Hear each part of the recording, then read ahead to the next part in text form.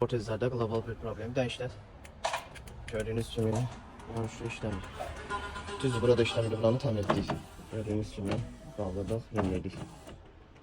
Ben oradan işler sağ taraf. Arkanda işler. Gördüğünüz gibi arkada işlem. Ben yendir. Yendirir kaldır. Kaldır. Bunlar təmin olacaq. Şöyle kaldırıp yendirəm qapılar. Nəticə sizlərlə çəkib paylaşılacaq.